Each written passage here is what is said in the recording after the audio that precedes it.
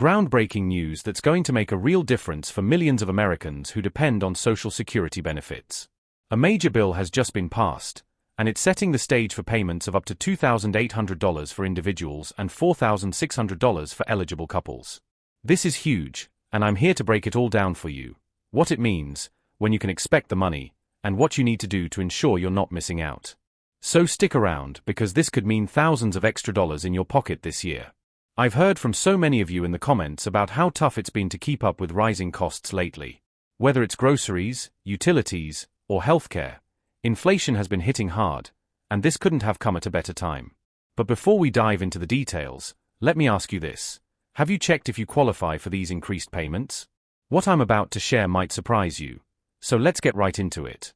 This new legislation represents a big win for Social Security recipients, especially those who've been struggling with fixed incomes amid skyrocketing living expenses. The bill received bipartisan support, which shows just how critical lawmakers believe this move is. It directly addresses the growing concerns about inflation's impact on seniors, disabled Americans, and others relying on Social Security. But what makes this update truly revolutionary isn't just the amount of money. It's the way the program is restructuring payment distributions and introducing additional support measures. Now, you might be wondering exactly who qualifies for these $2,800 and $4,600 payments. That's a great question, and I'll explain it clearly. The $2,800 payment is primarily aimed at individual Social Security recipients who meet specific income thresholds and have been receiving benefits for at least 6 months. On the other hand, the larger $4,600 payment is designed for eligible couples filing jointly, provided they meet certain criteria. These numbers aren't random. They were carefully calculated based on cost of living adjustments and supplementary support measures to ensure they address the real financial needs of beneficiaries. One of the most pressing questions people have is about the deposit dates. When will the money actually arrive? Here's what you need to know: the rollout of these payments will begin next quarter, and it's being handled in waves based on beneficiaries' birth dates. If your birthday falls between the 1st and 10th of the month, you'll be part of the first group to receive the funds. Those born between the 11th and 20th will fall into the second wave, and everyone else will be in the third group. This staggered approach helps avoid overwhelming the system and ensures smoother processing for everyone involved. But there's something even more important you should understand about these payments. Unlike previous adjustments to Social Security, this new program includes specific provisions tailored to different categories of beneficiaries. Whether you're receiving retirement benefits, disability benefits, or supplemental security income, SSI, the impact on your monthly payments could vary significantly. And here's a key detail many people overlook: there are additional bonuses available for those who meet certain criteria, such as age, disability status, or length of time receiving benefits. Let's talk about what this means for your monthly budget.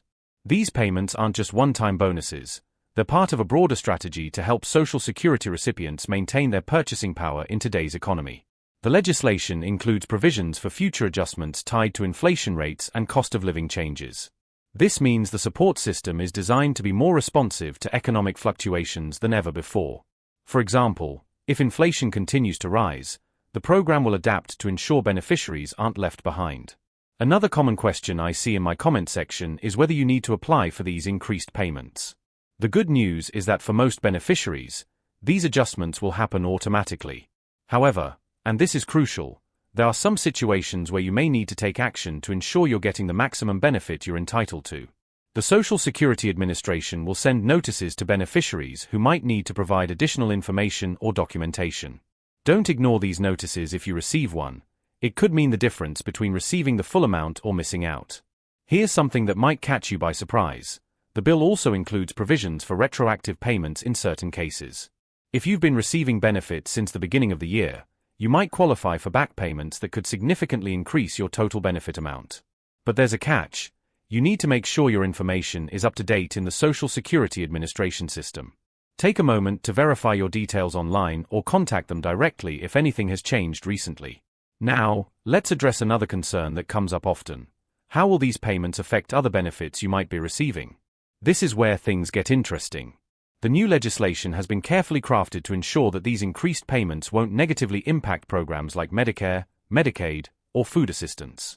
In fact, in some cases, these additional payments might make you eligible for enhanced benefits in other areas. For instance, Higher income from Social Security could potentially qualify you for better coverage under certain programs. The timing of these payments is particularly significant given the current economic climate. With inflation affecting everything from grocery prices to utility bills, this boost couldn't come at a more crucial time.